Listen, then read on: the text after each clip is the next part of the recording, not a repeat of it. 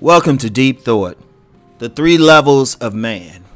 And just to be clear, this means human beings, all men and women and everything, right? But the three levels, like I did a podcast talking about the will, right? And I said I would get into the three levels because the will is very important in delineating the different levels, particularly the first and second level of man. Now, understand, in many traditions, there's always been three levels. Like in Asia, in Taoism and Confucianism, you had the inferior man, the superior man, and the sage. In India, there was a term I was introduced to, but I can't remember them now. But it was a case in India. In ancient Christianity, you had the masses, the flock, so to speak. You had the disciples, and then you had the Master Jesus. Regardless of whether or not you accept him as the Son of God, the reality is anybody who's into this type of study will recognize him as a master, will recognize him as great. And you have to recognize him as a sage. Now, that's the usual way of delineating folks in those three ways. A modern adaptation of it that some people might have heard of is from the Manosphere of the Osar Set Society, where they call like the inferior man Sahu, the superior man Ab, and then the divine man Ba. And it's a very powerful thing for understanding how people respond to things. For example, the inferior man, that's the herd. Those are the masses. Those are the followers. Those are the ones enslaved to their animal instincts. Those are the ones who haven't really fully developed their will. That's why they are slave to their animal self, their instinctual self. They are considered inferior. They just follow whatever. Only thing to keep them under control is a large standing army. Right? That's the only thing. You gotta have a large standing army, a large police force. The Sahu, inferior man, whatever term you want to use, the herd, they're the overwhelming majority of the human population. Some people put the number at 99%. I'm not sure about that. But let's just say there's more of them than it is of anyone else. And if you look at the herd, and if you look at what the elites do, they don't so much, a lot of things out here are to control the movement of the herd, the inferior man. Now, I'm going to give y'all a powerful secret. If someone emerges who can move the herd, you can change anything, change systems. The last significant movement of the herd, though some people who are familiar with this knowledge might say it might have been Donald Trump's movement, but the really last significant movement of the herd was the civil rights movement, because it changed the whole system. See, to someone who is familiar with it, who might make an argument for Donald Trump, the system hasn't really changed, but you're talking about a fundamental change of the system when the herd decides to move. See, and this is going off in a little tangent, but you know how we do on Deep Thought. One thought opens up five more. If the so-called elite, if the herd decides to stampede and stamp them over, or run over the fences and stuff, and run over the shepherds and the controllers, the elite falls. Because even in like that movie, The Lion King, as powerful as Mufasa was, he couldn't do anything with those wildebeests that were stampeding. They crushed him.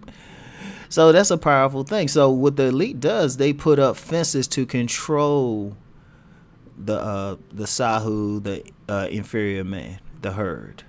They put up fences to control them. And also a part of it is they also put up brakes to keep them from rising to become superior men or men up.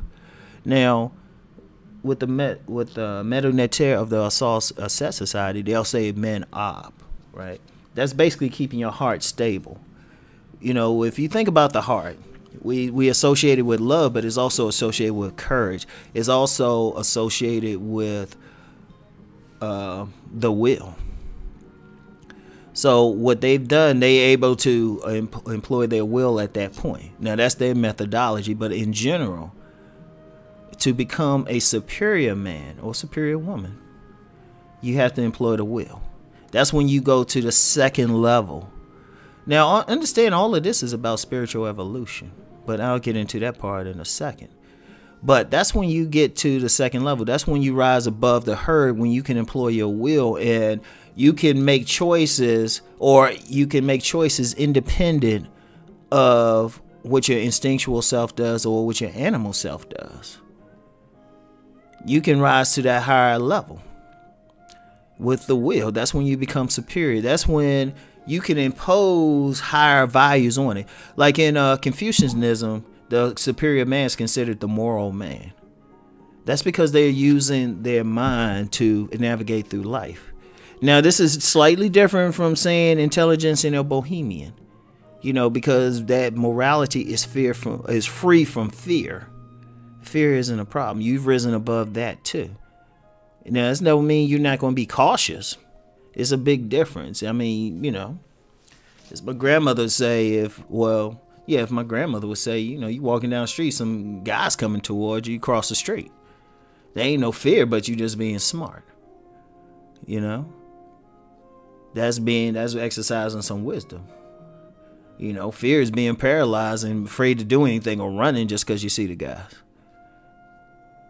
So it's some nuances with it, but whatever the case, that second level, that's when you can truly get things done. Because if you look at the inferior man, the reason why a lot of times they can't get stuff done, because that animal in them is done out of control. The animal wants what it wants. You know, that animal say, look, I'm going to eat, I'm going to use these drugs, shoot, I'm going to behave in this manner, even though it's detrimental to my own being, my own person.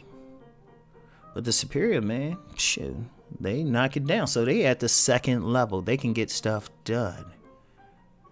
And then in these systems, when a man can rise to an even higher level, that's when he becomes the sage, the God man, the divine man. Because then at that point, that person is not identifying with his animal or even with his human person. At that point, the person is truly identifying with God in whichever form that a particular system wants to acknowledge God. So that's the divine man. That's the one who rises to the level. That's the one who can bring about miracles. That's the one who creates systems of evolution, not religion. Religion is created by man. When it becomes a doctrine, it's a man thing. But if you look at all the sages throughout history, some we know of Moses, that's a sage. Some people who study Kemetic history may know of Imhotep. Many people think that was the first sage. That was actually someone else, but I have to keep that to myself. That's some deep stuff, so please don't ask about it. But there was actually one before him, but his name wasn't mentioned. But there's been plenty. Jesus or Yeshua, because the letter J was not present in the Hebrew language at the time, so his name technically was Yeshua. Buddha, Muhammad, medicine, black elk in the Native American community. You've had some in Africa, Asia, every place. All of them was the creative martial arts. That could be considered a sage. Or, Japanese. I forget how to pronounce that name. Someone had mentioned it in the comments, but I never really knew how to pronounce it, so I'm not going to mangle the name. But those are sages. Once a person reaches the divine level of evolution, of spiritual evolution, and they've truly at the point where their actions are truly guided by God, then what they do is they show everybody else. In ancient Christianity, that's what Yeshua did. That's what Jesus did. You know, he showed a system of evolution, not a religion. That's something where we can, you know, we sit in a church and we give tithes and we listen to some minister. It's not supposed to be like that. Through his life, he said, this is what you could do. Even in the Bible, he said, of these things I do, you will do greater things. You know? Because he knew what was up. Now, with him, with ancient Christianity, you know, there was the sage. Then he passes the information on to the superior men. Those were the disciples. And then they pass it on to the masses. Now, as I said, the whole thing is to evolve people to that higher level. No, everybody don't make it in one single lifetime. But imagine if we had a society where everybody was actually trying to do that. See, right now we have a society where you have the masses and then you have people. They not even truly, here's the thing. Those people aren't superior men. See, that's in a tradition of the Manosphere of the Asar Set Society, though, that's the embodiment of Set. And Set isn't the same as Satan. That's a whole other conversation. But those are the people who've developed just enough of their will to be above the masses. But they haven't totally developed their will. They are still moved by their animal instincts, their animal self. But they just have enough of their will. They can impose it on themselves long enough to, you know, get some basic things done. That's what people in this society call the elite. And see, what they do is they keep everybody else down because they keep people. They actively try to keep people from becoming superior. Because if you get, I'm gonna tell you what, you can change a society within 10 years if a critical mass of people raise their consciousness to the superior level. Let me say that again. You can change it in 10 years. You don't, because of some stuff which, it's some stuff I got to keep to myself, but there's a specific method. And I'm keeping it to myself because whoever's really paying attention to what I'm saying, I kind of want to get through Christmas peacefully. But